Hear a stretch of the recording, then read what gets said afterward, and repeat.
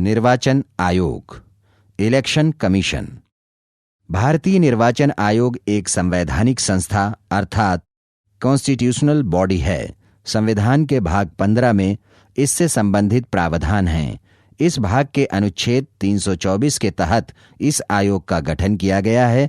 संसद के दोनों सदनों अर्थात लोकसभा और राज्यसभा, राज्यों के विधानमंडलों के दोनों सदनों अर्थात विधानसभा एवं विधान परिषद तथा राष्ट्रपति और उपराष्ट्रपति के निर्वाचन इस आयोग के अधिकार क्षेत्र में आते हैं।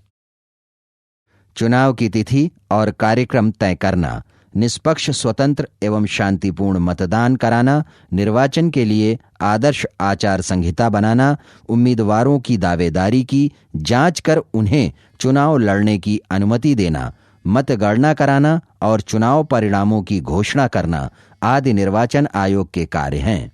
राजनीतिक पार्टियों को मान्यता देना, पार्टियों के प्रतीक चिन्ह को स्वीकृति देना, प्रत्याशियों के लिए चुनाव चिन्ह आवंटित करना आदि कार्य भी निर्वाचन आयोग के अधिकार क्षेत्र में आते हैं। किसी क्षेत्र का चुनाव रद्द करना, पार्टी का चुनाव चिन्ह निरस्त करना, उम्मीदवारों की दावेदारी निरस्त करने, आचार संहिता के अनुपालन को सुनिश्चित करने जैसे महत्वपूर्ण अधिकार भी निर्वाचन आयोग को प्राप्त हैं। वस्तुतः इन्हीं अधिकारों के क्रियान्वयन में ईमानदारी और सक्षमता में ही चुनाव का निर्भीक, स्वतंत्र, निष्पक्ष होना तथा मतदाताओं में मताधिकार का विवेकपूर्ण इस्तेमाल निर्भर करता है और उसी पर स्वस्थ और स्वच्छ लोकतंत्र का भविष्य भी निर्भर होता है। अतः स्वस्थ, मजबूत और टिकाऊ लोकतंत्र के लिए एक अधिकार संपन्न और शक्तिशाली निर्वाचन आयोग का होना आवश्यक होता है। उसी आवश्यकता की पूर्ति के लिए भाग 15 के अनुच्छेद 324 से 329 तक में निर्वाचन आयोग से संबंधित समस्त वांछित उपबंध किए गए हैं। अतः इन अनुच्छेदों का हम क्रमशः अध्ययन करें और निर्वाचन आयोग से संबंधित समस्त प्रावधानों को समझने का प्रयास करें। अनुच्छेद 324 निर्वाचन आयोग की संरचना। इस अनुच्छेद के अनुसार निर्वाचनों के अधीक्षण, निर्देशन एवं नियंत्रण का अधिकार एक निर्वाचन आयोग में निहित होगा। इस अनुच्छेद में कुल 6 खंड हैं।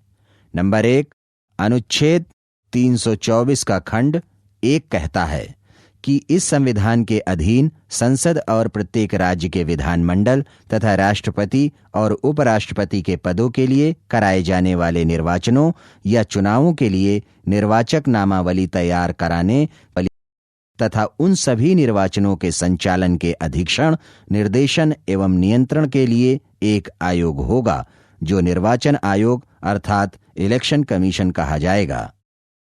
नंबर 2, इस अनुच्छेद का खंड 2 अर्थात अनुच्छेद 324(2) में निर्वाचन आयोग की संरचना से संबंधित प्रावधान हैं।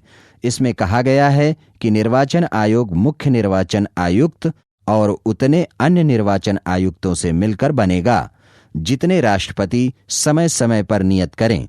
तात्पर्य यह कि निर्वाचन आयोग एक सदस्यीय हो सकता है और बहुसदस्यीय भी।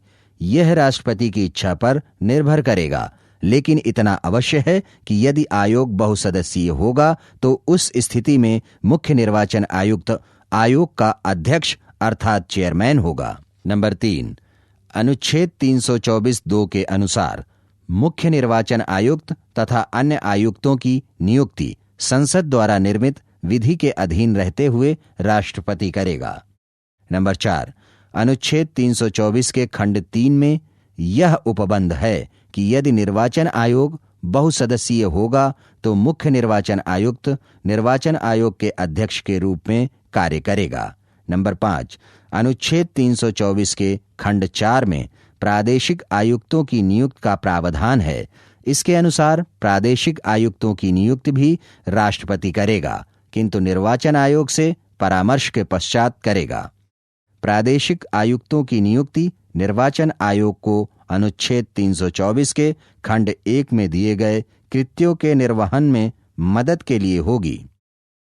प्रादेशिक आयुक्तों की संख्या राष्ट्रपति के विवेक पर निर्भर करेगी। नंबर 6, अनुच्छेद 324 का खंड 5 मुख्य निर्वाचन आयुक्त अन्य निर्वाचन आयुक्त तथा प्रादेशिक आयुक्तों की सेवा, शर्तों और पदच्युत के मामले में उपबंध करता है।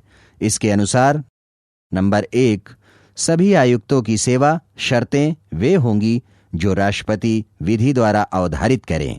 मुख्य निर्वाचन आयुक्त को उसके पद से उन्हीं आधारों और रीति से हटाया जा सकेगा जिस रीति और जिन आधारों पर उच्चतम न्यायालय के न्यायाधीश को पदच्युत किया जा सकता है।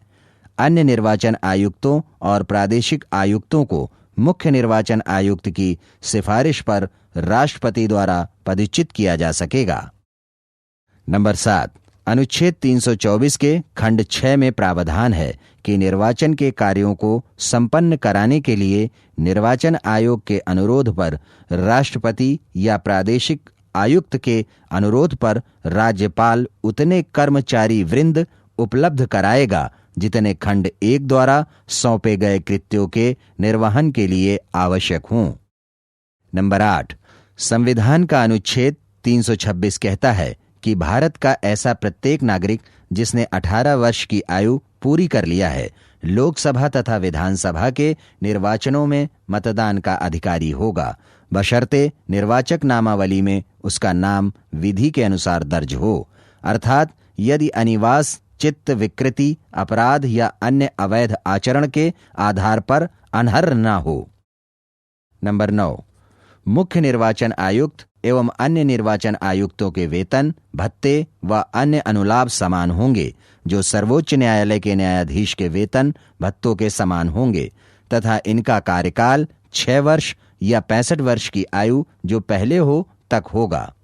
नंबर 10, अनुच्छेद 327 संसद को संसद के प्रत्येक सदन और राज्य विधानमंडल के प्रत्येक सदन के लिए निर्वाचनों से संबंधित तथा संबद्ध सभी विषयों पर आवश्यक विधि बनाने की शक्ति प्रदान करता है।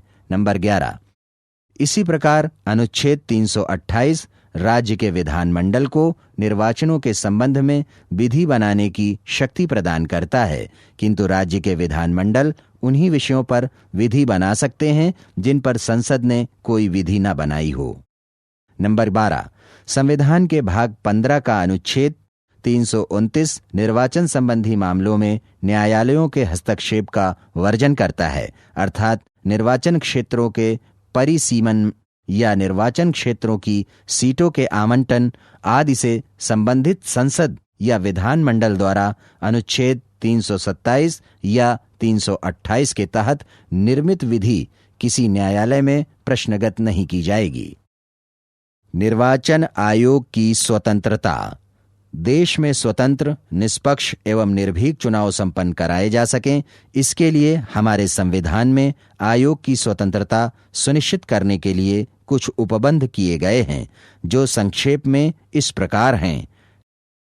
नंबर 1, मुख्य निर्वाचन आयुक्त की पदावधि राष्ट्रपति के प्रसाद पर्यंत अर्थात डॉक्ट्राइन ऑफ प्लेजर पर आधारित नहीं है। इसकी पदावधि 6 वर्ष या 65 वर्ष की उम्र तक दोनों में जो पहले हो निर्धारित है। इस अवधि के पूर्व उसे केवल उन्हीं आधारों और उसी रीत से पदच्युत किया जा सकता है जो आधार और रीति सर्वोच्च न्यायालय के न्यायाधीश के लिए निर्धारित है। नंबर 2, निर्वाचन आयुक्त के पद पर नियुक्ति के पश्चात उनके वेतन भत्तों में कोई अलाभकारी परिवर्तन नहीं किया जा सकता। नंबर 3, किसी निर्वाचन आयुक्त या प्रादेशिक निर्वाचन आयुक्त को मुख्य निर्वाचन आयुक्त की सिफारिश के बिना पदच्युत नहीं किया जा सकता। नंबर 4, संघ एवं राज्य सरकारें आयोग को उसके कृत्य के निर्वहन के लिए आवश्यक कर्मचारी उपलब्ध कराने के लिए बाध्य है। नंबर 5, निर्वाचन क्षेत्रों के परिसीमन अथवा निर्वाचन क्षेत्रों के लिए आवंटित स्थानों से संबंधित विषयों पर न्यायालय में प्रश्न नहीं उठाया जा सकता। परिणामतः परिसीमन आयोग द्वारा पारित आदेश अंतिम होते हैं, उन्हें किसी भी न्यायालय में चुनौती नहीं दी जा सकती।